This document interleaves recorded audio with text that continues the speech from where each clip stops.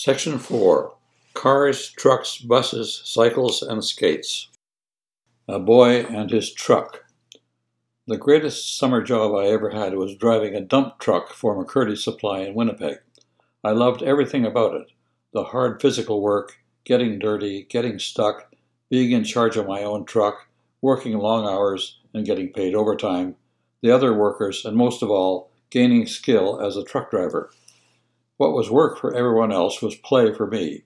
It was like I was a kid again, playing with my toy truck in the dirt pile beside the house back on the farm. A neighbor of ours who drove for McCurdy put in a good word for me, and I was given the job of driving a dump truck. I had to haul goods and materials, including delivering loose coal, sacks of coal, bags of cement, loose cement, brick, block, tile, gravel, sand, and dry mix concrete. I felt that I did the job well. In fact, I must have done pretty well because after driving for them in the summer of 1954, they readily hired me again for the summer of 1955. There was a pecking order among the outside workers at McCurdy's. The ready-mix drivers were the elite. The dump truck drivers were one step down, with the drivers' helpers and yard workers at the bottom. McCurdy had mostly Ford trucks at the time, and they were small compared to the trucks of today. The ready-mix trucks had tandem dual rear wheels and were probably rated at about 5 tons. The dump trucks had single-axle dual rear wheels and were rated at 3 tons. The box could hold up to 6 cubic yards of gravel or sand, totaling between 7 and 8 tons, meaning that the dump trucks were often seriously overloaded. Years later, when we had to replace an old car, we always seem to have an old car, Carol, in a weak moment, agreed that we could buy a used Nissan pickup truck I was keen on. Having a truck at that time was useful because of all the work I was doing on our old house. I kept that truck going years beyond its reasonable life because I knew Carol would never agree to us buying another one. She found it very bumpy to ride in, and she was right. The drivetrain was strong, but the body was susceptible to rusting. I became a very good customer at one body shop that was delighted to have the business, repairing the rust again, and repairing the rust yet again. Finally, they told me the frame was rusted out, and even though they appreciated my business, they thought it was a bit much to replace the frame. I donated the rusted hulk to a local charity in exchange for a $50 income tax receipt. It was the first time I literally drove a vehicle into the ground. I've been heartbroken ever since. Carol admits that having a truck has some appeal. In fact, she has a note taped to the fridge. The only thing better than a good friend is a good friend with a truck. Driving for McCurdy's and owning our own truck, these were 2 highlights in my driving life. That's not the way many people would look at it, but I did. I married a scale girl. I met my wife Carol while driving a truck, so that's another reason I am enthusiastic about trucks. It happened this way. I was assigned to the cement run, hauling loose cement from the Canada Cement plant in Fort White to McCurdy Supply's ready-mix plant in Winnipeg's West End. It was an unpleasant job, not only because of the repetitiveness of the run back and forth, but because of having to breathe the cement dust, especially when dumping the cement into the hopper at McCurdy's. Cement is a very fine dust and tends to clump in the box of the truck. The driver can never be sure that the box is emptied fully. He therefore has to check several times to be sure all the cement has cleared out of the box. This involves walking back into the hopper area and banging the gate against the box to dislodge any remaining cement. Doing so enveloped you in a cloud of cement dust. However, the job was not entirely without any redeeming aspects, because I noticed that there was an attractive young brunette handling the scale as truck after truck weighed in empty on the way in, tare weight, and then weighed in full on the way out, gross weight. Rolling my truck up onto the scale gave me something to look forward to on each run.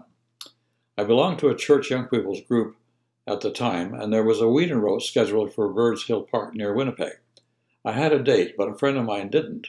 I asked the attractive brunette if she'd be interested in a blind date with my friend. Showing my bias at the time, I hastened to assure her that it was a church group, not a bunch of truck drivers. She agreed to come in spite of my biased protestations. It turned out that she was having a rather boring summer, so she agreed to go. The event was okay, but Carol and my friend did not totally hit it off. On the way home it began to rain, and taking a wrong turn, my friend was driving. We got thoroughly stuck. We didn't get home till 5 in the morning, when the sun was already coming up. Almost a year later, after my then girlfriend had dumped me and university exams were over, I thought I'd phone Scale Girl. Her mother told me that she had a summer job as a chambermaid at the Banff Springs Hotel, so would be away from Winnipeg all summer. I told a friend I thought he'd been working too hard and needed a break, so how about a little holiday in the Rockies? He saw through my ploy immediately, but agreed to go on the trip anyway.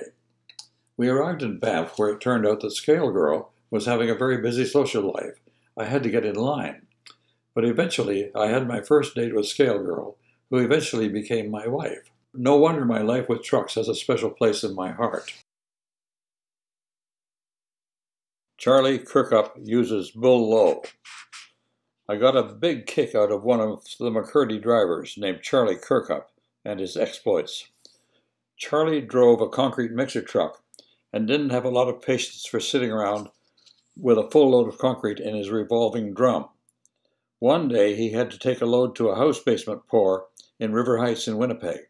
It had been raining, so the ground was soft, and Charlie had to stay right to the middle of the gravel lane, or his wheels would have sunk down in the incredibly heavy clay of the Red River Valley in Manitoba. He was doing fine until he came to a contractor's pickup truck parked partly in his way.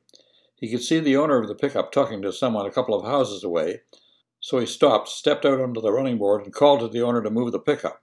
The guy waved and kept talking. Charlie waited, mixer drum turning slowly, then called again. He said there was a crew waiting for his load and he wanted to get it there. The guy waved again and kept on talking. Charlie waited some more, mixer drum with his 6 cubic yards of concrete turning slowly, then called out again. This time he said emphatically that he wasn't about to sit there on a hot day with 6 yards of concrete threatening to start setting up, and if that pickup wasn't moved in about 15 seconds, he was coming through anyway. The pickup owner was equally emphatic, saying something about Charlie keeping his shirt on. What happened next was quite dramatic. Charlie stepped back into his cab, put the truck in bull low, and started moving slowly forward. That got the pickup owner's attention. He began running, yelling, and waving his arms. Charlie kept coming. The big mixer truck bumped slowly into the left rear of the pickup and began pushing it off the road. Charlie drove on, leaving the pickup angled into the ditch with a somewhat crumpled left rear end, and with the pickup owner jumping up and down, red in the face and yelling. Charlie carried on up the block, backed into the job site, and started delivering his load. The pickup owner appeared on the scene, still yelling. Charlie didn't say a word, just finished delivering the concrete, got into his truck, and left. A few days later, McCurdy Supply was sued for damages. Charlie appeared in court, where the judge ruled against the pickup driver on the basis that a loaded truck, especially one loaded with wet concrete, had the right-of-way over an empty one. Charlie Kirkup veers right. Nobody liked the cement run, but as Charlie said, when the plant needs cement, you have to take your turn. His mixer rig was in for repair, so he was given a 5-ton tarp-covered dump truck, and along with 2 other trucks was assigned to the cement run. One of the other drivers on the run was a wild character named Eddie, who took it into his head to make a race out of it. He drove like a maniac, especially when empty, on his way back to the cement plat for a load, passing all the other trucks, with the idea of hauling more loads in a day than anyone else. It didn't make any difference. Everybody was paid by the hour. Eddie was just being a jerk. Charlie didn't like the idea of being passed by Eddie, whether it made any difference to his pay packet or not. It didn't look good. It looked like the other drivers were goofing off. After it happened once, Charlie decided to do something about it. Heading west on McGilvery Boulevard, Charlie watched Eddie in his side mirror coming up to pass on his left. Charlie pulled over to the left so Eddie couldn't pass. Then he saw Eddie coming up on the right, intending to pass on the shoulder. Charlie waited until the side of Eddie's truck was even with the front of Charlie's box and steered firmly to the right. Eddie had no choice but to head for the ditch to avoid being sideswiped. It was a beautiful, sunny, early spring day, the kind where the birds are singing and the ditches are filled with water from the melting snow. This particular ditch had more than 3 feet of water in it, and Eddie hit it at speed. There was a horrendous splash, temporarily silencing the singing birds, and leaving Eddie with his engine flooded, just sitting there, water starting to come in under the cab doors. Charlie continued on, loaded up and headed back east on McGilvery. There was Eddie, having climbed out of the cab, sitting in the sunshine on the cab roof with his feet on the hood over the engine. Charlie waved to him and drove on. Back at the plant, he dumped his load, strolled into the dispatcher's office to say that Eddie had driven into the ditch, stupid bugger, and needed a tow truck. Charlie had 2 more chances to wave to Eddie as he passed before the tow truck finally got there. It turned out that Eddie had fewer runs that day than the other 2 drivers, instead of more. Concrete on Site 1. McCurdy Supply had 2 ways of supplying concrete to a job. The first was for ready-mix trucks to load up with fully mixed concrete at the plant and transport it to the job in slowly turning mixer drums. This is still the way concrete is supplied today. The second way, no longer used today, was to mix the concrete right at the job site. This involved using a concrete mixer mounted on a truck platform and moved to and set up at the site. McCurdy's called this a stationary mixer. McCurdy's stationary mixer was a sight to behold. It was a shop-built affair mounted on a Ford 3-ton single-axle truck chassis. It consisted of a mixer drum with its own engine, a loading skip, and a concrete hopper, with separate rail systems for both the skip and the hopper. Rube Goldberg would have been proud. I wish I had a picture. The trucks with loads of dry mixed concrete had to back up onto wooden ramps in order to dump the mix into a hopper positioned just behind the ramps. The loaded hopper would then be pulled with cables up a set of tracks where it would tip up and dump into the mixer drum. The operator would then add water in the correct proportion and let the mixer drum turn until the concrete was ready. Once the concrete was ready, the operator would reverse the drum to load the 1 cubic yard hopper positioned just behind and below it. Once the hopper was loaded, the operator would slide it up its track on the tower to where the wheelbarrows were waiting to transport their loads around the job site. I don't know why McCurdy management decided to build the stationary mixer. Perhaps it enabled them to take on more jobs.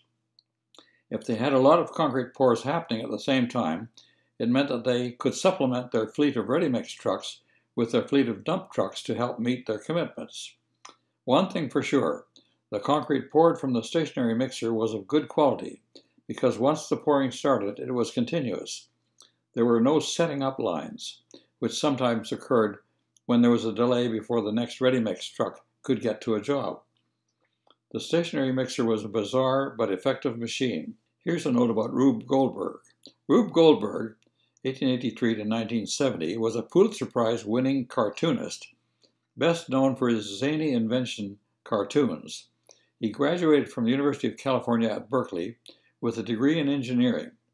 His first job at the San Francisco Chronicle led to early success, but it wasn't until he moved to New York City and began working for Hearst Publications that he became a household name. Rube Goldberg is the only person ever to be listed in the Merriam-Webster dictionary as an adjective. It is estimated that he did a staggering 50,000 cartoons in his lifetime. From Wikipedia, a Rube Goldberg machine is a contraption, invention, device, or apparatus that is deliberately over-engineered to perform a simple task in a complicated fashion. When a concrete foundation is being poured and there's a delay in the arrival of the next load, the concrete can begin setting and When a concrete foundation is being poured and there's a delay in the arrival of the next load, the concrete can begin setting, and a setting up line can sometimes be seen after the forms are removed. This line has little or no effect on the strength of the foundation, but can be unsightly. Concrete on Site 2. The 3-ton Ford rig on which the stationary mixer was mounted was heavily overloaded, not to mention underpowered and very top-heavy. It could lumber along on pavement reasonably well, but had difficulty moving off-road. If the soil was at all soft, the badly overloaded tires would sink in and the mixer would immediately become stuck. Furthermore, it was so top-heavy that if it began to tilt to one side, there was a real chance the whole thing would tip over. The solution was to plank the machine across soft ground and into position. This involved having the mixer accompanied by 2 dump trucks loaded with 3-inch thick rough planks, tower sections, and other ancillary equipment associated with the machine. It would then be the job of the two dump truck drivers to lay 2 tracks of planks for the mixer to back over as it moved into position. Once in position, it would be necessary to keep maneuvering the unit and building up its platform of planks until the mixer was level side to side and front to back. Assistant dump truck number 2 would then head back to the yard, leaving assistant dump truck number 1 to help with the rest of the setting up, hooking up cables, putting the skip track in place, upending the tower, and connecting the hopper and its cables, and testing all the systems. After that, the 5 or 6 dump trucks assigned to supply the stationary mixer would begin their runs with dry mix. Loading up at the yard was easy, as was the run to and from the site. The tricky part was dumping your load into the skip. This involved backing up with enough speed to carry the load up the sloping ramp, but not so much speed that you went over the back and into the skip itself. You had to hit the ramp square with both rear wheels. If your speed was too much, you suffered the indignity of having the rear wheels fall into the skip, which might be damaged as a result. Even if the skip wasn't damaged, there would be a considerable delay getting your truck back out of the skip, especially with 6 yards of dry mix still on your truck. If you didn't have enough speed and had to stop halfway up the ramp, you usually had to try the run again. I never missed the ramp, never rolled too far and back into the skip, and rarely failed to make it to the top on the first try, even when the truck and the ramp were slippery. I don't know how a university student with no previous truck driving experience managed to do as well as I did, but I did. Beginner's luck and no fear, I suppose. Being young and flexible also helped. I could keep my right hand to the steering wheel and my feet up where I could work the clutch, brake, and accelerator, while leaning out of the driver's side door to where I could look under the back of the truck box to watch the left rear wheel mount the ramp. Looking back now, I think this gave me an advantage over older drivers. That's why I never missed the ramp. Don't stall it. Charlie and his stationary concrete mixer were set up at the bottom of a slope where we were pouring the foundation of a house that would overlook a small valley connecting with the Red River in the North Kildonan area of Winnipeg. We had planked the mixer down the slope and leveled it into position beside the forms, and the pour had gone well. Now it was time to get the mixer back up the slope. Charlie figured it didn't have enough power to do it on its own. It certainly wouldn't have had enough power to do the starting and stopping necessary to move up the slope over planks, and it wouldn't have enough power on its own to drive up the hill without planks over the soft, uneven tracks left by the parade of dump trucks carrying the dry mix. He said the only way to do it was to add the power of my dump truck to that of his machine to tow him up the slope. He said to me that this was one time I mustn't stall my truck or we'd both be in trouble, and that once we started I should use all the power my truck had to help Charlie keep moving until we were well onto the hard ground at the top. At the same time, he would use all the power the mixer truck had, and we could see if we could get the rig out with our combined effort. So we hooked up a chain to the front of the mixer and the back of my dump truck. I took up the slack and rode the clutch until I heard Charlie's horn, and we both gave it hell. Neither of us stalled, and we called on all the power of our 3-ton rigs, and we made it. Cheers and handshakes, unhooked the chain, and it's back to the yard at the end of the day. Most people wouldn't consider that fun, but I did. Hood latch. On another occasion, the hood latch broke on my McCurdy truck. This was a minor problem in the city. The hood simply clanged up and down as the truck went over bumps on the road. But when I was given a delivery to make to Stony Mountain, north of Winnipeg, it was another story. Although I was driving at only 30 miles per hour, whenever the hood bounced up, the headwind I was facing would catch it and raise it all the way up, blocking my forward view. The first couple of times it happened, I pulled over to the shoulder of the road, stepped out onto the running board, and pushed the hood down. But it happened so often that I decided to try a more risky fix. I found that I could step out and push the hood down with my left hand while still hanging onto the steering wheel with my right. The trip back to Winnipeg was much better because this time there was a tailwind. This was another example of a busy company keeping a truck in service when it should have been sent to the shop for repair. Doorless at McCurdy. One day I showed up for work and was told that the doors of my truck had been sent for repairs. There was no suggestion that it wasn't safe to drive, and I didn't make an issue out of it. So I got my orders and went out to load up. I knew how important the side mirrors are to a truck driver, but driving without them brought the point home in dramatic fashion. Truck mirrors in those days were mounted on the doors, not on the body ahead of the doors as many are now. The mirrors extend out so you can see past the side of the box to whatever's behind you. It's very hard to back up accurately without side mirrors. Truck drivers rely on them. Most car drivers turn their heads and look out through the rear and side windows when reversing. They can also use a mirror located above the middle of the windshield. Truck drivers usually have no view out the back window of the cab and have to learn to use their side mirrors. It's amazing how accurately one can reverse using side mirrors. Using the mirrors, you can back up through a space with only an inch or two on each side of the truck box. With no side mirrors, I had to rely on either a yard worker or another trucker to guide me. Otherwise, I had to keep getting out of the cab and walking around behind to see where I was relative to my target. It was slow and difficult. It was even worse when I got into city traffic. I actually had to step out on the running board and look behind to see what the traffic behind and to my left was doing. I couldn't see the traffic behind me on the right at all. The next problem didn't become obvious until I had been driving for a while. I got colder and colder from the wind blowing through the cab. The fact that it was a cool, rainy day didn't help. I went by my home for a parka and spent the rest of the day wearing a parka, still being cold. These days, safety concerns would have kept that truck off the road. Even in those days, I should have had the sense to take the day off. It was only by using great caution that I avoided an accident.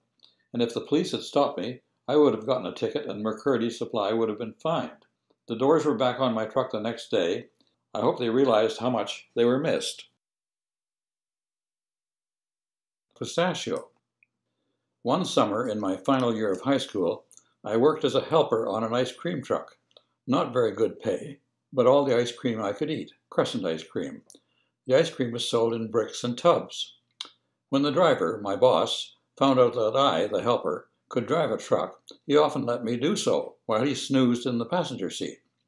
One hot summer day, as I was driving back from Headingley on the south side of the Assiniboine River, an RCMP cruiser passed us, briefly sounded its siren, and pulled up in front. The driver awoke with a start and demanded to know what I had done wrong to cause the police to pull us over. It turned out that the police wanted some ice cream. The driver was delighted to supply as much as they could eat, compliments of Crescent ice cream. Another day on our Winnipeg South route, we stopped to service a small coffee shop in St. Norbert. We pulled up outside and went in to check the little shop's requirements. It turned out to be 3 bricks of vanilla, 1 of chocolate, and 1 of pistachio. I was sent out to get the 5 bricks while the driver had a cup of coffee and chatted with the shop owner. Our truck was parked on a slope facing north, with the passenger side, the side the freezer door was on the high side. A strong north wind was blowing. Holding the door open against the wind with my foot, I collected the vanilla and chocolate bricks. The pistachio, however, was out of reach. Since I couldn't keep the door propped open with my foot and reach the pistachio, I took a calculated risk. I kicked the door full open, flung myself at the pistachio, got it, and quickly scrabbled backwards, hoping to get my foot in the door before the wind slammed it shut. I didn't make it. The door slammed firmly shut, leaving me, in my light summer clothes, sitting in the dark in a freezer at 10 degrees Fahrenheit, with no way out, the inside safety handle having long ago been removed. I waited. Shouting would have been of no use because of the howling wind and the thick walls of the freezer box. I waited some more, not particularly worried because I expected the driver to check on me at some point. I waited some more, getting colder by the minute, and wondering whether the driver was having a second cup of coffee. Eventually, the driver, having concluded that his helper had run off with the barmaid from the hotel next door, came out to get the required 5 bricks of ice cream himself, opened the door, and found me sitting there. He laughed uproariously. I didn't think it was quite that funny, and asked as casually as I could manage what had happened to the inside door safety release. The driver, equally casually, said he had removed it years ago because during hard left turns, tubs of ice cream used to fall against the door and roll out onto the street.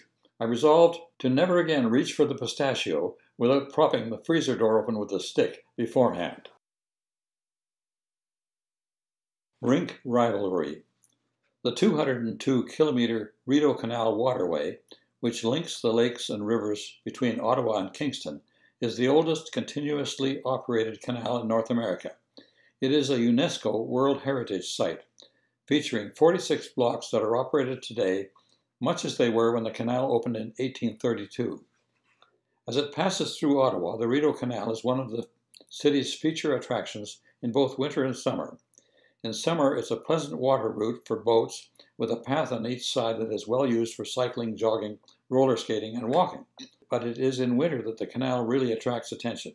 It becomes a huge outdoor skating rink.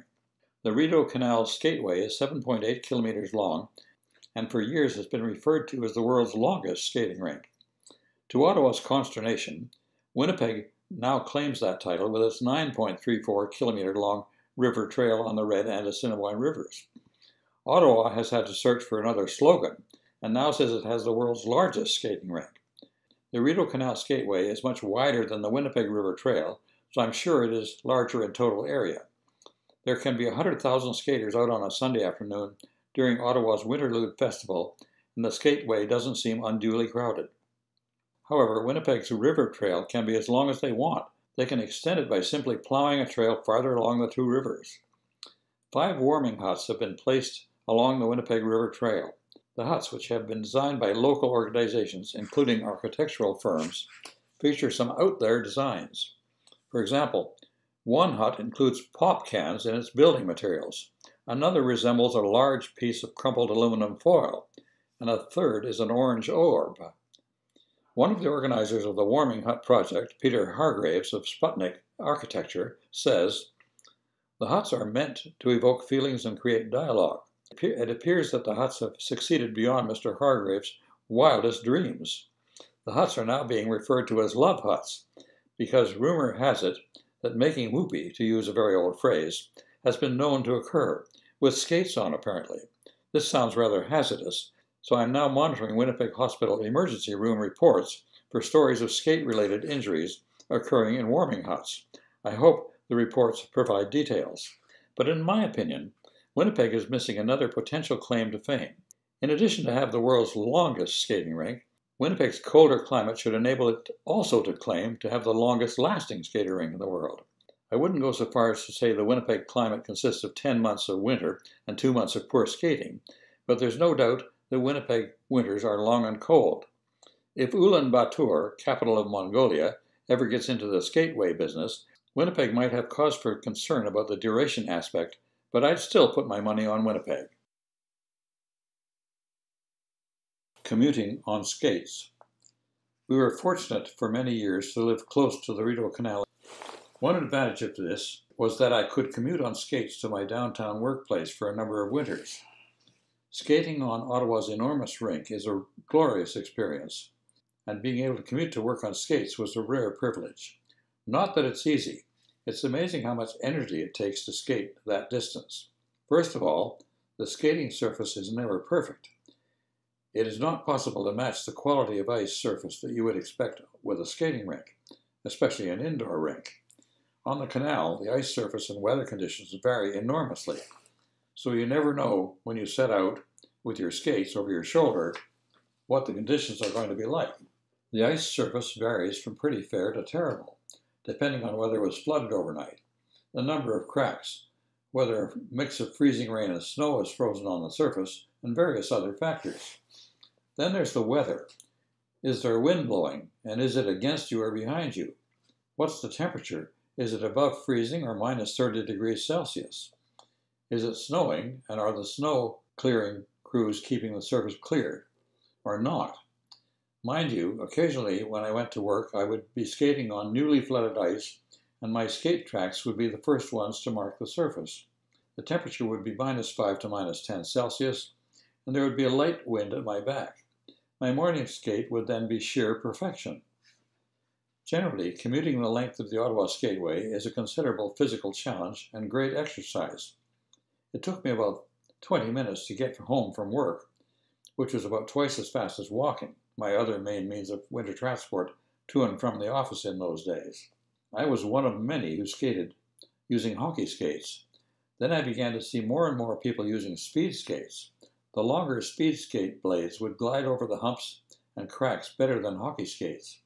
Hockey skates are designed for use on the smooth ice surface of a hockey rink and to handle the quick starts, stops, and turns of a hockey game. Speed skates are designed for efficiency, going straight ahead with a minimum of turning or stopping. Then son David discovered a great innovation for skating on the canal. He bought a pair of boots with clip-on fittings on each sole that mates with a matching fitting on each pair of speed skate blades. No boots to put on and take off, Just clip on the blades and go. By the way, he also has cross-country skis that clip on the same way. In 1992, I took early retirement from CUSO in Ottawa and stopped commuting on skates before I was able to adopt David's excellent innovation. Passed by a Chihuahua. I had an excellent team in my fundraising department at CUSO in Ottawa, one of whom was Carl Nicholson, a former colleague in the overseas part of CUSO's operations. One winter morning, we were all assembled for our regular Monday morning staff meeting, except for Carl, who hadn't yet arrived at the office. He hadn't let us know he would be late that morning. We were puzzled, but decided to start without him.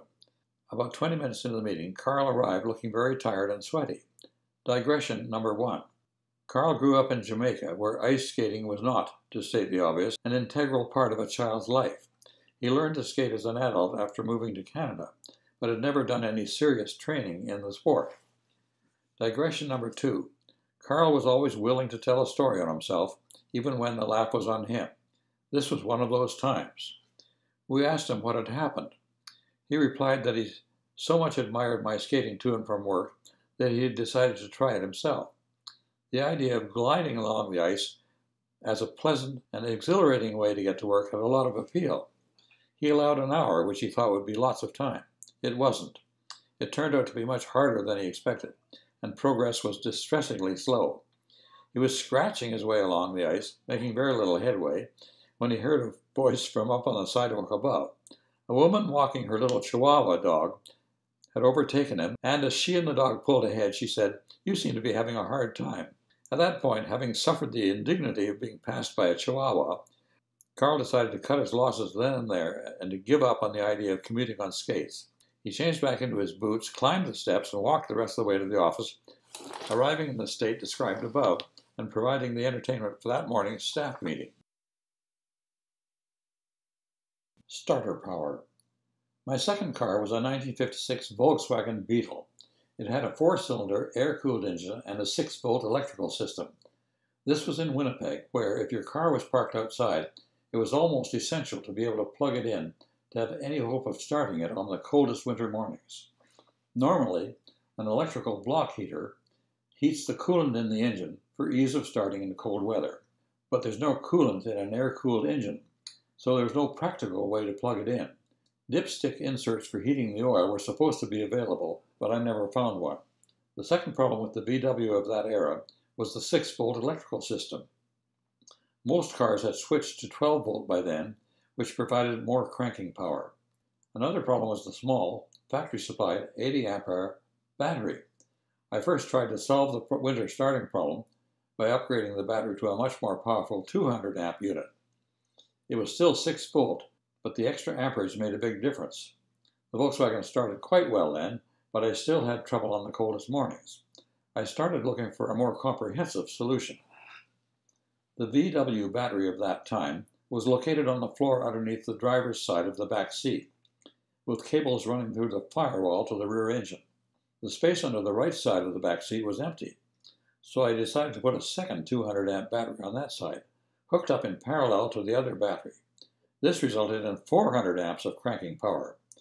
There was absolutely no difficulty starting the car from then on. In fact, I could probably have driven to work on the starter motor without bothering to start the engine. I loved having the confidence that the VW would always start. My friend Colin Hodgson, who also had a VW Beetle, did the same thing and loved the result. He was in the Air Force, where Beetles were quite popular among his fellow officers. Many of them also adopted the 2-battery innovation. Some were posted to Churchill, Manitoba, where the winters are even colder than in Winnipeg. Soon there were 400-amp VWs starting on the coldest Churchill winter mornings with no trouble at all. I solved a big problem for Volkswagen at that time. I should have sent them a bill. Oddball cars. I have always been attracted to oddball cars. My first car, in which I commuted to the University of Manitoba in Winnipeg, was a 1951 Morris Oxford. This was a time when small cars were considered unsuitable to Canadian conditions. Next came the 1956 VW Beetle, then a 1958 DKW.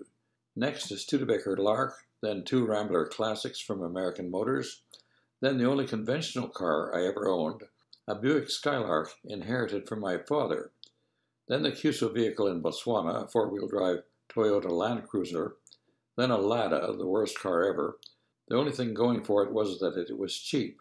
Then a 1993 two-door Hyundai Excel, inherited from an elderly neighbor. Then a Nissan pickup truck, and currently a 2003 Toyota Echo, which is getting pretty close to conventional these days. I took much delight in having the Nissan pickup. I had it while I was doing a lot of work refurbishing the old semi-detached house at 27 Wilton Crescent in Ottawa. It was invaluable for hauling building materials to the house and for hauling construction rubble to the city dump. The Lada had a bad reputation, but I thought, it can't be that bad, can it? It could. It was the epitome of bad design. It began as a mediocre car and went downhill from there. Even the upholstery didn't hold up. For example, as the summer sun shone through the rear window, the padding from underneath the seat covering began to burst through, making it look as if the Lada upholstery was giving birth to some very fuzzy stuffing. It was a small car but didn't have power steering, so it was a major workout to parallel park it. Yup, terrible car. You can have it back, Russia. A friend of mine bought a Lada at about the same time. Correction, he bought 3 Ladas, 2 of which were to be kept for parts to keep the main one running. Later, a friend of his gave him 2 more Ladas, effectively converting his property into a used Lada lot. Having all these Lada parts available didn't help much because most of the time the parts Ladas had about as much chance of running as the driving Lada. One day, as my friend was driving along Wellington Street in Ottawa, his Lada's radiator boiled over, and quantities of steam began billowing out of the engine compartment. He quickly pulled up on the sidewalk and shut off the engine to prevent further damage. Unfortunately, that particular stretch of sidewalk was immediately in front of where the American Embassy was located at the time. The members of the Marine Security Guard, who are charged with guarding American embassies, couldn't believe their eyes. Right there on the sidewalk was a burly, bearded man getting out of a car that appeared to have smoke billowing out of every opening. I think they showed amazing restraint when they merely insisted that my friend move along. My all-time favorite car was the most oddball of all, a 1958 DKW. It had a 2-stroke engine and a front-wheel drive layout that provided sure-footed handling. Front-wheel drive was very unusual for cars in North America at that time, but it meant that there was no bulky drive shaft channel running through the passenger cabin. It had 4 doors hinged at a column in the middle of the body, with the front doors opening at the front and the rear doors opening at the rear. Such front doors are called suicide doors, because if you make the mistake of opening one at speed, the wind would pull it outward, probably taking you with it. DKW was one of 4 companies that had come together in 1932 to form Auto Union, based in Zwickau, Germany. DKW always used 2-stroke engines, reflecting the company's position at the end of the 1920s as the world's largest producer of motorcycles. DKW engines were used by Saab as a model for the Saab 2-stroke engine used in its Saab 92 car manufacturing venture in 1947. Today, Auto Union is best known for the highly regarded Audi car, with its famous 4-ring logo. Our DKW had the same logo, thus showing its ancestry to the Audi. Our DKW engine was only 896 cc, but was lively given the 2-stroke design, with each cylinder firing on every rotation. The engine was incredibly simple, with only 7 moving parts, 3 pistons, 3 connecting rods, and a crankshaft. The distributor was mounted on the end of the crankshaft, which protruded out of the front of the engine. The electrical system was robust, with a spark plug, a set of points, and a separate coil for each cylinder. The most dramatic departure from what we were used to in North America was that it was necessary to pour oil into the fuel tank to mix with gasoline as the tank was being filled. The 2-stroke engine is lubricated by an oil-gasoline mixture rather than the system used in 4-stroke engines, where the source of lubrication is the supply of oil in the sump oil pan at the bottom of the engine. Service attendants shook their heads in surprise whenever I pulled up to refuel. I had to pour in a pint of non-detergent motor oil, followed by 5 gallons of gasoline. By pouring the oil in first, the oil and gas had a better chance to mix well, thus preventing engine damage. Furthermore, in the extreme cold of a Saskatchewan winter, I had to find some way of warming the oil before pouring it into the tank. The only practical way to do that in winter was to keep a pint of oil on the floor close to the heater on the passenger side.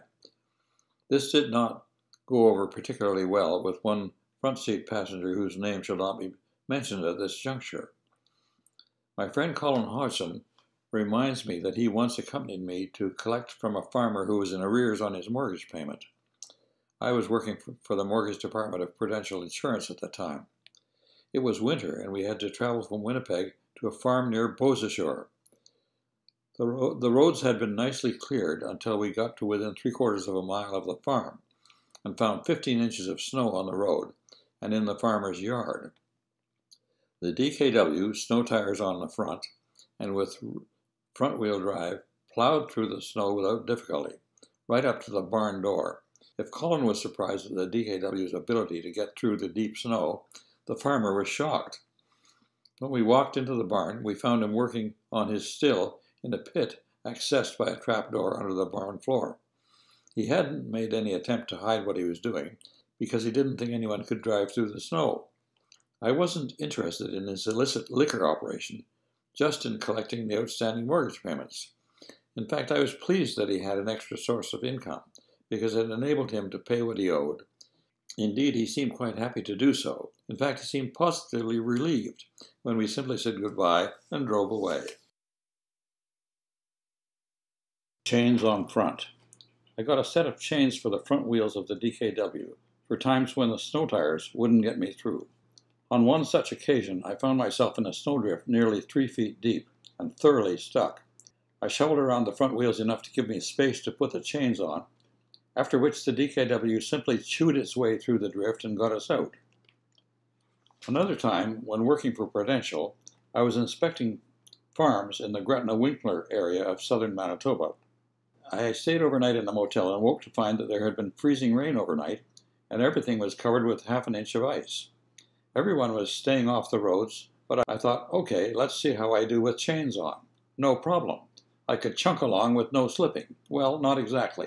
The roads were graded up and crowned in the middle, so the rear wheels sometimes slipped to one or the other side of the road, while the front wheels stayed right where they needed to be.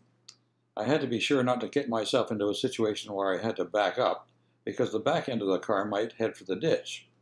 Anyway, by the time I got my work done, the sun had come out and the ice was melting. I took the chains off and headed home to Winnipeg. Cold weather starting.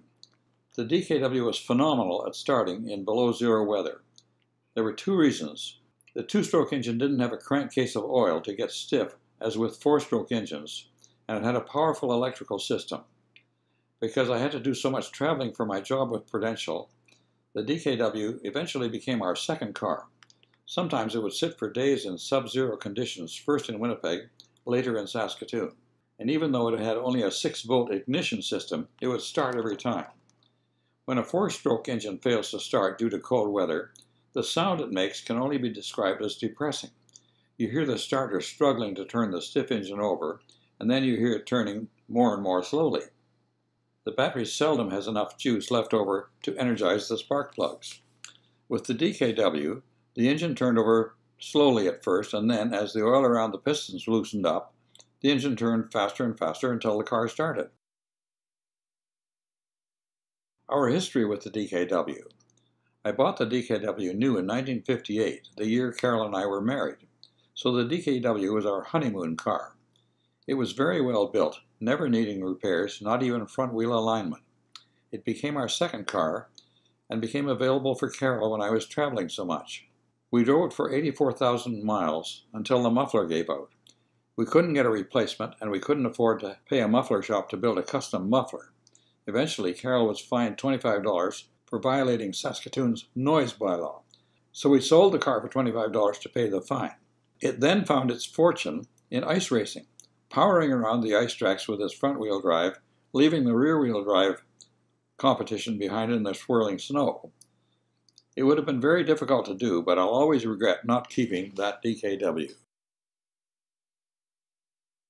Replacement battery. Our Hyundai wouldn't start one winter day. I knew that the battery was fairly old and concluded that it had failed. I stood there trying to figure out how to avoid calling a tow truck. There was a Mr. Muffler shop 2 blocks away, where we had had our vehicles serviced for years, and where I knew I could get a replacement battery. But car batteries are heavy, so I didn't like the idea of carrying the old battery 2 blocks by hand to get it there and carrying a new one 2 blocks by hand home. What to do? I decided to use our wheelbarrow. I wheeled up to Mr. Muffler, carried the old battery in, got a replacement they assured me would fit, and wheelbarrowed the new battery home. As I was paying for the new battery, I asked the proprietor how many customers had arrived by wheelbarrow that day. He said, "You're the first one." Cycling. Our Saskatoon home was only about 2 kilometers from the University of Saskatchewan. When I began working at the U of S in 1968, I was determined to avoid using our car as much as possible. I cycled in summer and walked in winter. Then I began extending my cycling by riding later in the fall and starting earlier in the spring. Soon I was riding all winter.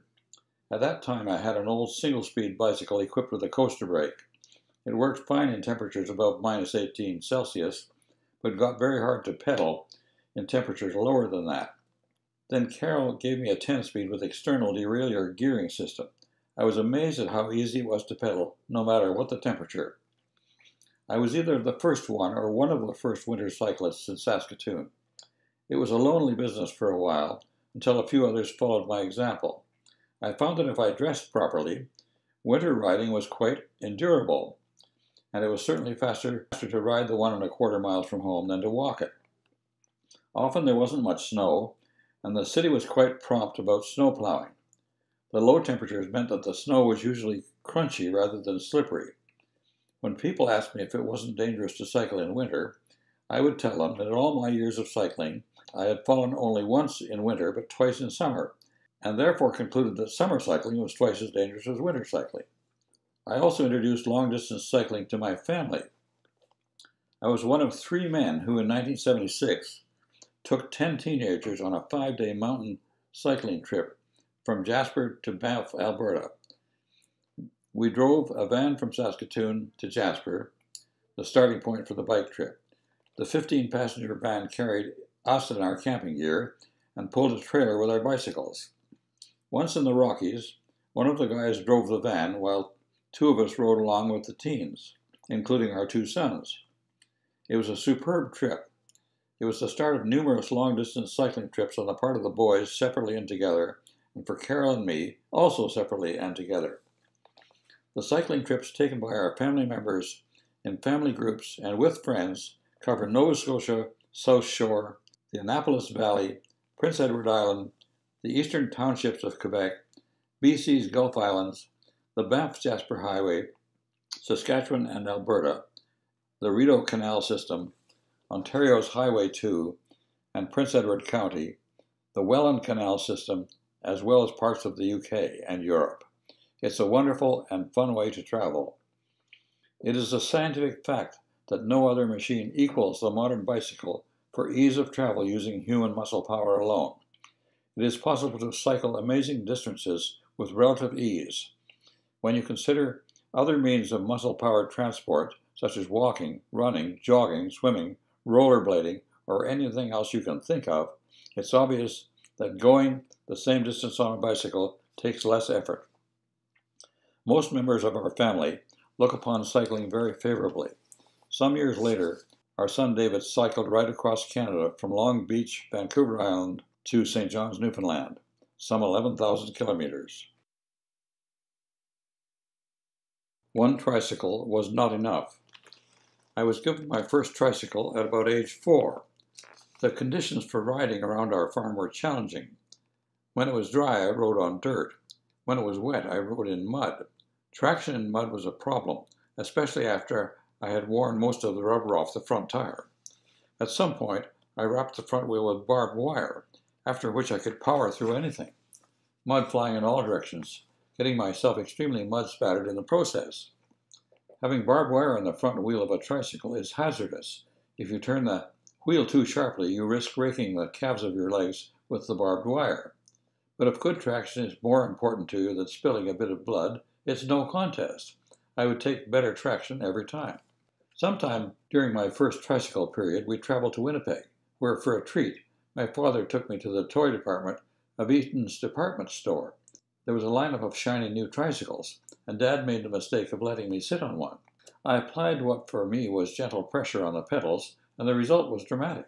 My leg muscles were conditioned to drive through mud and dirt back on the farm, whereas the polished wood floor of Eaton's offered next to no resistance. Long before automobile street racing became popular, I invented the sport of tricycle aisle racing.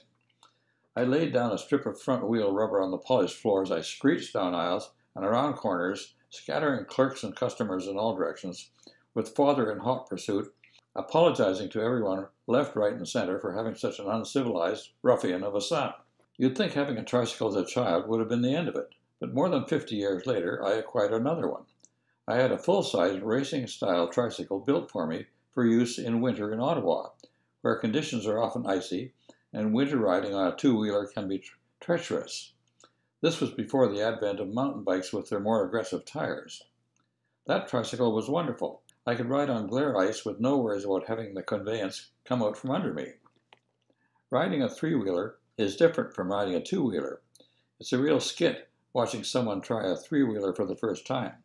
At first, everything seems the same as with a regular bicycle. The bicycle seat, the dropped handlebars, the riding position.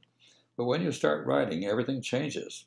If the pavement slopes, the rear wheels will cause the tricycle to lean towards the slope. The instinctive response of the regular bike rider is to correct the lean by steering towards the load side. With a tricycle, the expected correction doesn't happen because the lean is determined by the rear wheels, so the rider tries even harder to correct the lean by steering to the low side even more. At which point, one of three things happens. He puts his feet down and stops, looking very puzzled, or he bumps into the curb and looks embarrassed, or he heads off down into the ditch and falls into the bushes or mud and ends up completely disheveled. He then does another one of three things. He announces in a loud voice that he will never again get on that infernal machine, or he tries again, still doesn't get it, and bumps into the curb and falls over into the ditch, etc., etc. Or the light dawns and he realizes how he needs to modify his technique in order to ride it. A three-wheeler is steered more like you steer a car. You steer in the direction you want to go, without regard for whether or not the vehicle is leaning. Another balance issue comes into play when riding a tricycle. Instead of leaning to the low side as you do with a bicycle, you lean to the high side to keep as much weight on the high side rear wheel as possible. However, when turning a corner, the inside rear wheel has a tendency to lift, so you have to lean into the corner, almost the same as you do with a two-wheeler, except the conveyance does not lean with you. It slopes with the pavement. It was interesting to have our son David try the tricycle. David is a very experienced cyclist, but even he didn't know what to expect when he started riding. Although I had explained it, he intuitively began to steer as with a conventional bike. But when he found himself heading into the side of the road, he said, "Oh," and stopped, and knew what to do from then on. Our first daughter-in-law, Carol, pregnant with her first child and always game for anything, tried the tricycle soon after I got it. As she rode, the tricycle leaned towards the curb. She tried to correct as one does with a two-wheeler. It kept leaning. She kept steering to the low side and fell off into the bushes. We watched all this from a block away, each with different reactions. Husband Kevin was worried about his wife. Grandmother-to-be Carol was worried about mother-to-be Carol and the forthcoming grandchild. And I, of course, was worried about my new tricycle. Thankfully, no harm was done to any of the above. My first winter with the new tricycle was good. Having ridden a bicycle during the winter in Saskatoon, I assumed that winter riding in Ottawa would be similar. It's not. There is more snow, ice, and slush in Ottawa. Trying to ride year-round in Ottawa with a narrow-tire, touring-style bike does not work as well as in the colder, drier conditions of Saskatoon. The tricycle proved to be an excellent alternative to the two-wheeler. It could be heavy going in deep snow and somewhat messy in slush, but much of the time it was excellent. I could ride at close to the speed of car traffic without fear of falling or worrying about having the machine slide out from under me. Not everyone shared my enthusiasm about my second tricycle.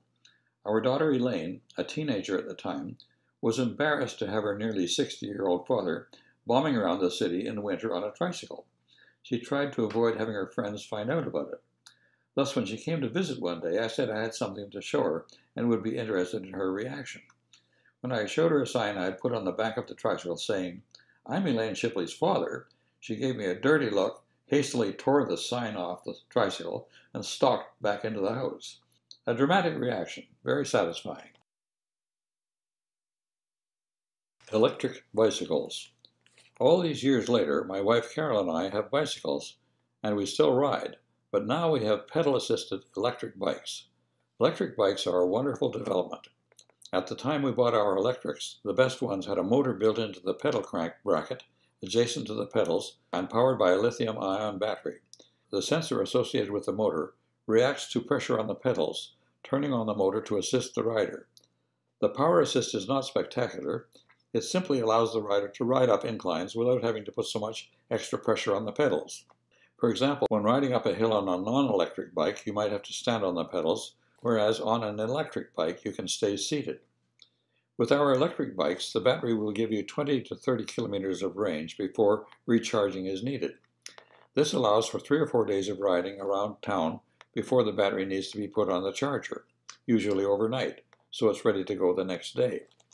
Riding an electric bike feels similar to riding a non-electric. In fact, a casual observer may not even notice that you are riding an electric. I should note that electric bicycles have evolved tremendously since we bought ours. Modern electric bikes also have more powerful and longer-lasting batteries than before. There are now mountain bikes with motors powered by lithium-ion batteries. Some of these are capable of enabling a cyclist to ride aggressively over steep and difficult trails. Some electrics are so powerful that you can power along without pedaling, and the evolution continues. Go Greyhound, for mature audiences only. Reader discretion is advised. Sometimes a television program is preceded by an announcement along the lines of, "The following program contains scenes of nudity, violence, and coarse language. Viewer discretion is advised." When this happens, I say to myself, "Oh good," and use my discretion not to change the channel. Sometimes the announcement goes, "The following program contains mature subject matter. Viewer discretion is advised." In this case, I say to myself, "Well, I'm certainly glad I'm mature enough to watch this, not like those immature types watching CNN and hockey." The stories that follow really should be omitted from a family publication. On the other hand, I'm expecting them to boost sales from perhaps 3 copies to as many as 5. So I'm going to go for it. If sex sells, that's good enough for me. Suffice it to say that with respect to these stories, reader discretion is advised. Full disclosure. Louis Nell and I traveled to a number of croquet tournaments in the USA. He even went so far as to go Greyhound with me from Ottawa to a tournament in West Palm Beach, Florida. He and I collected several good stories along the way. Once, when seated in an aisle seat, a young woman sitting across the aisle asked if he would mind switching seats with her so that she could sit next to her husband. Naturally, Louis agreed. Later, after some seat shuffling at one of the stops along the way, Louis found himself sitting on the aisle in the second last row. Sometime in the small hours, he was surprised to see the aforesaid young woman again seated across the aisle from him. He raised a quizzical eyebrow, whereupon the young woman said, "I'm only sitting here for a few minutes. I can't bear to watch." "Watch what?" asked Louis. "I hate watching people fuck," she said. To which Louis, the retired professor, momentarily lost for words, replied, "Yes, that is most inappropriate." When I asked Louis whether he meant that it was the watching or the fucking that was inappropriate, he said he wasn't sure. I thought he should have engaged in a much more in-depth conversation about it. It would have helped pass the time. On a long bus ride, one must seize every opportunity to learn from the experience.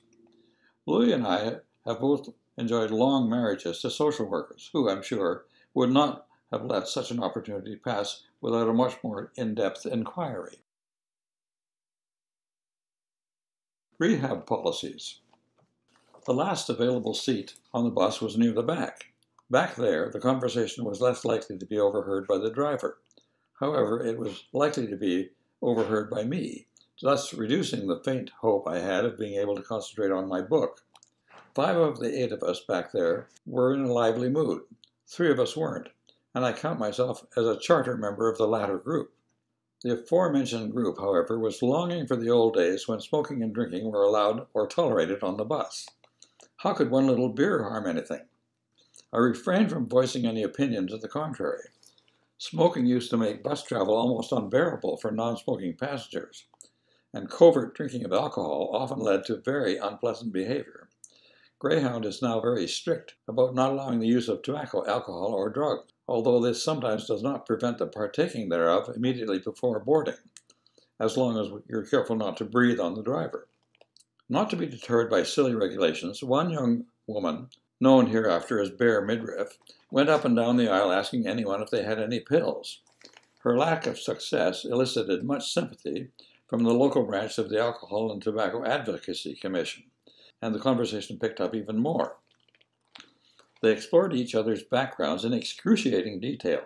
Bare Midriff was not left out of the examination, and although she was only 18, she had been no slouch in developing an impressive resume. Fellow traveler calling out from across the aisle, "So how come you got kicked out of rehab?" To which Bare Midriff replied, "Because they caught me fucking a guy and smoking a joint at the same time." I thought, now there's a rehabilitation center that frowns on multitasking. I mean, it sounded as if one of the above would have been tolerated, but 2 or more such activities performed simultaneously would not. I'd like to get a look at the policy and procedures manual of some of these rehab centers. Better by bus. My friends think I'm rather strange because I play croquet, but when I tell them that I used to travel by bus to faraway croquet tournaments, they'd search for a stronger term than strange. Weird is a better fit. My croquet friends aren't much better. They understand the croquet part, but when they hear about the bus riding, they raise their eyebrows and lean away a bit. I've gone Greyhound, quote-unquote, when traveling to tournaments in the USA. Ottawa to West Palm Beach, Florida, takes about 42 hours each way. Ottawa to Pinehurst, North Carolina, about 30 hours. That's straight through, except for stops every 2 to 4 hours for a break, to let passengers on and off, or to change buses or drivers. Even I have to admit that standing in line for your next bus in the wee hours of the morning in assorted bus depots is less than inspiring. And then there's the food. When was the last time you enjoyed a gourmet meal at your local bus terminal? Enough said. Then there's the large passenger factor. Question: when you're sitting in the window seat and the person in the aisle seat fills 1.5 seats, how much space is left for you? Exactly. So why do I do it? Well, when cheap, the bus fare, meets cheap, me, can happiness be far behind? As of this writing, an advance purchase ticket Ottawa to Florida by bus is $185 Canadian. Return. The taxes and other fees alone for a return airfare are almost that much. And with rising fuel costs, it's almost as expensive to travel by car as to fly. Speaking of driving, when you go by bus, someone else does the driving, which leaves you with time to snooze, sleep, read, listen to books on CD, watch people, veg out, and, did I mention snooze? But price and not having to drive are not the only attractions. Interesting things happen on the bus, stuff you'd never see on Air Canada. On my first trip, at a short stop somewhere in South Carolina in the middle of the night, one guy in the smoking section decided to steal a car, just to pass the time apparently. The woman who owned the car came out of the store and started screaming. The thief ran out, the police were called, and our driver declared that the thief was no longer welcome on our bus. Greyhound has standards. If you're looking for cheap entertainment while traveling to your next croquet tournament, it's better by bus. Queue jumper. It was just before midnight, and there was a long line-up for the next bus going south. The line stretched all the way across the large room, made an L, continued almost to the restaurant, and doubled back on itself. I was about 3 people back from the L. We had an hour to wait. A young man came along, put his bags down, and inquired if this was the line-up for Raleigh, North Carolina. I confirmed that it was and pointed to the end of the line. He put his bags down as if he wasn't ready to get in line yet, and began fiddling with his cell phone. He decided it needed charging, found an outlet on a wall close by and plugged it in. I could see that it was a nice one, text messaging, walkie-talkie feature, internet capability, all the bells and whistles. Then he headed off, came back in 15 minutes, checked his phone and moved his bags ahead a couple of places beside the lineup and headed off again. Returned again 15 minutes later with something to eat on the bus and moved his bag ahead another place or two. It's not a trivial matter to have a queue jumper move in ahead of you. It could mean that, instead of getting the last seat on the bus, the person immediately in front of you gets it. You may then have several hours to wait and in consequence may miss connections all along the route ahead. I remarked to the young chap that I noticed he apparently liked to jump the queue in lineups. He gave me a look and moved ahead another space or two, this time not beside the queue but in it. I was the only one who objected to what he was doing. They called our bus and the driver began taking tickets. As the line moved ahead, I glanced back to the little shelf where the cell phone was charging. It was still there. I didn't say anything. The line kept moving toward our bus. My young friend gave his ticket to the driver and boarded the bus. I got on with about 4 seats still available. My young friend was comfortably seated next to a window. I didn't say anything, but he knew I was watching him. The bus pulled out, leaving a certain cell phone still plugged into the wall outlet back near the L in the queue. Apparently, I had harassed him so much that he forgot about his cell phone. Serves him right for jumping the queue. The proposition. Once around midnight on a Greyhound bus, a couple of young people got on and sat in the seat behind me. It seemed they had gone to the same high school, although not quite at the same time, and knew some of the same people. The guy talked on and on about himself. We didn't hear much from her. However, it was clear that they had lived rather different lives. He had only been out of jail for a couple of weeks and was a real party animal. His idea of a good party was when everyone got drunk and wrecked the place. We heard about his exploits for more than an hour until he dropped his voice and said something I couldn't hear, try as I might. When she said, "Never in a million years," my estimation of her went up considerably, whereupon the young loser, having lost yet again, stopped his litany and went to sleep. Ovarian flu. There are times on the bus when you'd prefer not to overhear the conversation behind you. There are times when you strain to hear every word. And there are times when you pick up fragments of wisdom that you couldn't get anywhere else. Once, when heading west from Winnipeg by bus on the Trans-Canada Highway, the guy behind me spelled out his recipe for disaster. He said, "If that there ovarian flu ever gets into the migratory birds of the north, we've had it." And here I'd been wasting all my energy on worrying about global warming. Bus terminal graffiti. Men's washroom graffiti seems to have changed in the past few decades. It used to be mostly crude, disgusting, and juvenile. Today, while some of it is still crude, disgusting, and juvenile, much of what I have seen recently is philosophical or political. Take, for example, a passage on one wall of a cubicle in the men's washroom in the bus terminal in Sudbury, Ontario. It read, "I'd rather be sitting here than drinking champagne in Mike Harris's hot tub. That is, unless Mike Harris was head down in his hot tub." Several thoughts occurred to me as I read this violent political comment. First, my stereotype has been that men who write the usual disgusting graffiti on washroom walls are ignorant redneck types and thus more likely than not to be Mike Harris supporters. Yet here was a graffiti practitioner with whose views I had some sympathy. Second, I was reading this in June 2006, whereas Mike Harris's second term as Premier of Ontario ended in 2002. The Sudbury bus terminal apparently takes quite a while to clean graffiti off the washroom walls. Now, to round out the story, and on the assumption that I wouldn't be allowed in there myself, I checked with a small sample of women about what sort of graffiti is on their public washroom walls these days. They said about the only thing they see are phone numbers. This doesn't reflect very well on men, I'm afraid. They seem to have nothing better to do than write on washroom walls while they're in there. Women, on the other hand, seem more interested in reaching out to others, apparently in the interest of furthering communication. Not better by bus. I talked Carol into taking a long bus trip to visit her friend in Virginia, timing her return to coincide with my travel back from a croquet tournament in Florida. The plan was that we would join up in Richmond, Virginia, and ride back home together. We began the 36-hour return trip at 21:30 on a Sunday evening as we caught the northbound bus. However, just after Washington, the driver announced that the air conditioning wasn't working and we would be stopping in Baltimore so a technician could look at it. A loud woman, brackets LW, near the back of the bus yelled, "We don't need no air conditioning, just keep driving." It was early April, so Carol and I thought LW had a point. The technician in Baltimore had a look, apparently corrected the problem, and we resumed our trip.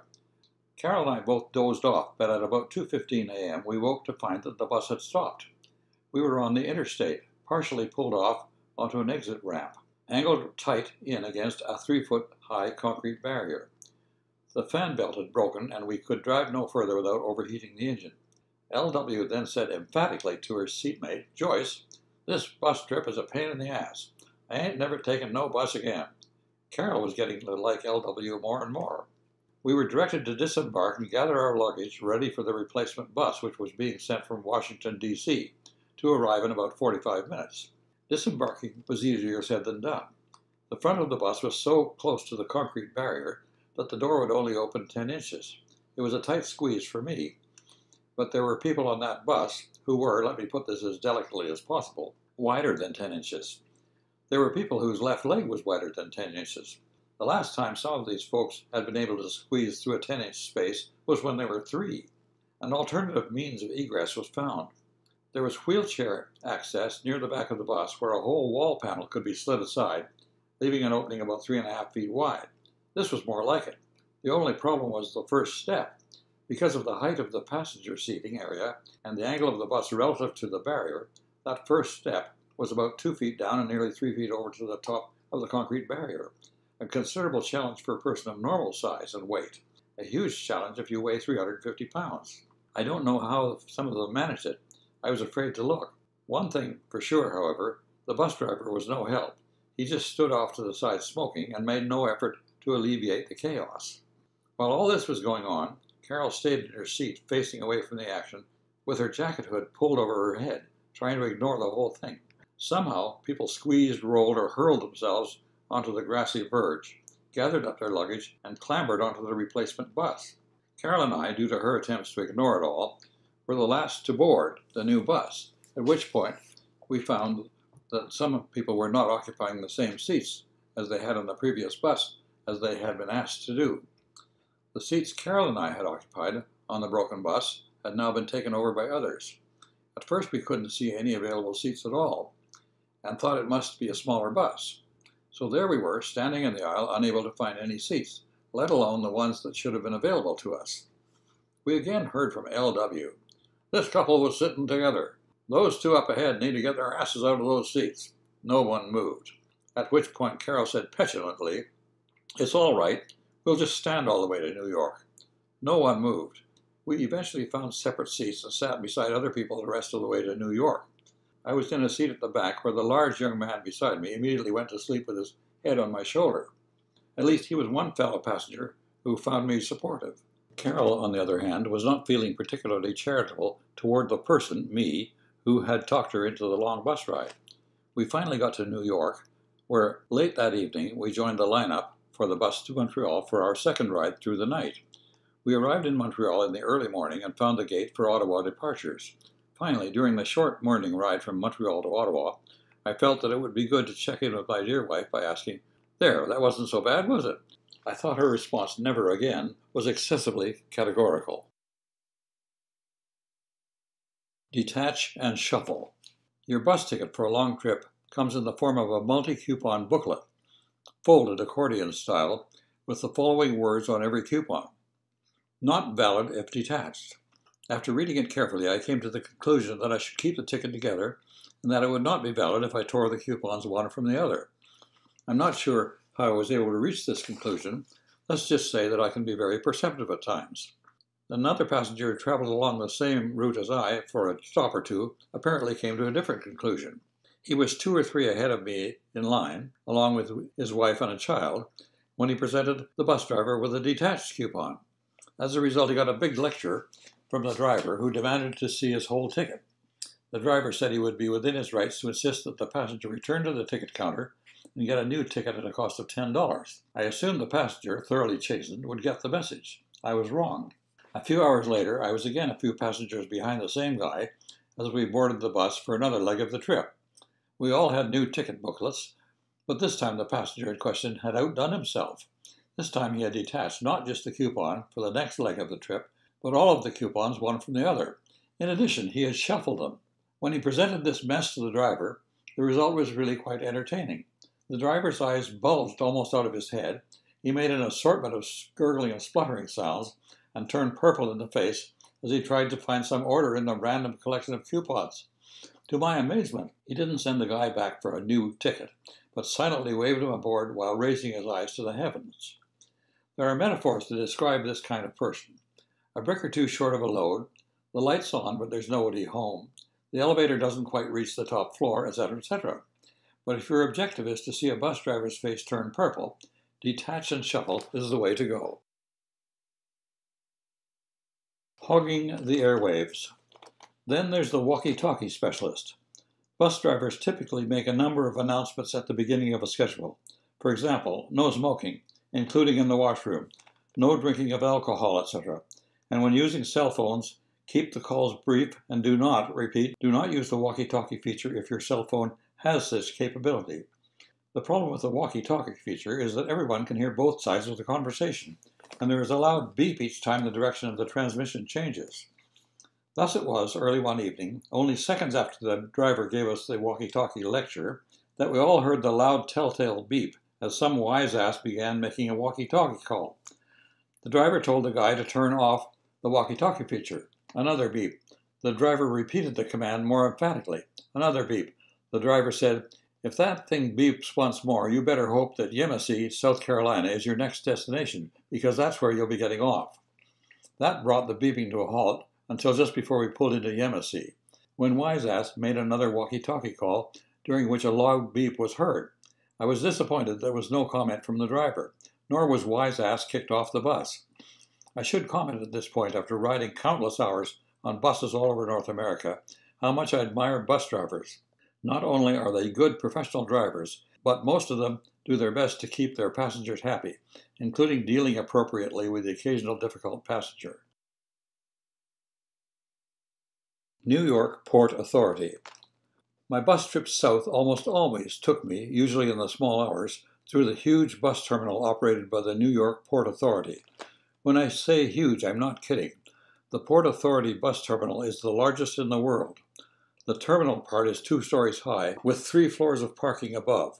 It takes up more than 2 city blocks adjacent to Times Square. It has more than 225 gates serving 3 dozen bus companies and handles 5.5 million passengers each year. This huge bus terminal has just about anything you might need to make your stopover and the next leg of your journey more enjoyable. It has shops that sell a wide range of goods, and its restaurants range from fast food to high-end. After several trips through, I was getting pretty familiar with the place and knew my way around reasonably well. But there's always someone on the make, meaning you have to keep a sharp eye on your luggage and your wallet. One guy saw me get off the bus and fell into step beside me, offering himself as a guide. He must have thought I was nuts because I said, "Hey, I probably spend as much time in this place as you do, so if you need directions, you've come to the right guy." He gave me a strange look and went to find a more likely prospect. On another occasion, I was having supper in one of the fast food places that's open late at night.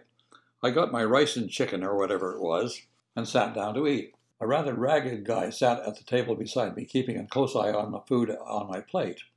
I ate all I wanted and asked if he wanted the rest. He said, "Yes, please." So I gave him my plate and even went to get him a clean napkin.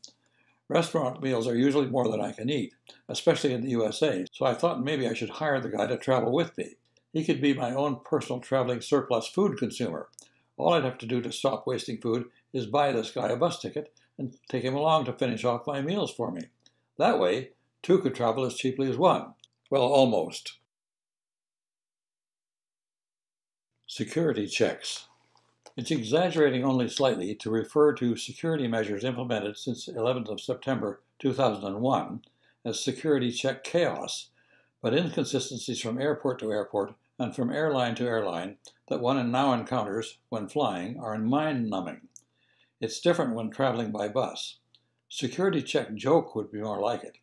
My first long bus ride after the 9/11 attack took me through New York, where I encountered a security check as I boarded the bus from New York City to Baltimore and beyond. The guy asked me whether I was carrying a knife, and I showed him a small 1.5-inch blade Swiss Army knife. To my surprise, he took it away from me. I then had several bus trips without security checks at any of the stops, until on one trip in Jacksonville, Florida, I again encountered a security check. There I found the only attendant on the route who had apparently read the memo about security, and he was taking it seriously. He and his assistant each had a wand to scan for metal objects on your person, as well as latex gloves with which to search your carry-on bags. I'm not opposed to the idea of increased security and the checks that go with it. However, I'm not sure how I would take over a bus using a knife with a 1.5-inch blade, on what I would do with the bus once I had taken it over. Okay, drive this bus to Cuba. Oh, rats, I forgot, it doesn't float. Or, okay, we're just going to sit here in this parking lot for 5 hours. This trip was supposed to last 40 hours. Now it's going to last 45 hours. Or, okay, everybody, this is the stop for Fayetteville, North Carolina. This knife in my hand says we're going to spend the weekend here, whether any of us wants to or not. If all this sounds like very unprofitable hijacking, I agree with you. If I ever decide to hijack something, a Greyhound bus won't be my first choice. Anyway, back to Jacksonville. The security guy found yet another small Swiss Army knife in my backpack. He took that one away too. I asked whether I couldn't just stick it in my luggage to be stowed under the bus, but he said no. He did, however, allow me to take it back to the baggage department, where he said they would mail it home to me for $5. In the baggage department, I got the impression that the guy in charge was less than enthusiastic about the whole security checking business. Raising his eyebrows, he took my ticket and set about preparing a computer-generated shipping label. Unfortunately, his computer could not find my ticket, probably because it had been issued in Canada. Finally, he just said if I'd give him my address, he'd mail it himself. I did so and gave him US $6, figuring that would be more than enough. I thanked him and headed back to the lineup for the bus. 3 days later, while playing in the tournament at West Palm Beach, I got an urgent call from the Jacksonville baggage guy. He had discovered it was going to cost $30 to mail my little knife back to Canada. We both agreed that this was much too much. He clearly wanted to get the knife back to me, and I said, well, I'll be coming through Jacksonville on Sunday night. Maybe I could pick it up then. But I was coming through at 11:30 p.m., and his office closed at 6. Since I was coming from West Palm Beach, he said he'd send the package there by bus, and it would be waiting for me when I checked in. He did that. A package containing my little knife, as well as the $6 I'd given him for postage, was waiting for me when I arrived at the West Palm Beach station. The trip left me with memories of 2 Jacksonville bus employees, one who went the extra mile to serve and was scrupulously honest, and the other who went by the rules, whether it was inconvenient for the passenger or not. I'll remember the first one with affection. This may be unfair, but knowing how the world works, I expect the baggage guy is still working in the baggage department, while the other chap, obviously a rising star, is now vice president in charge of customer relations.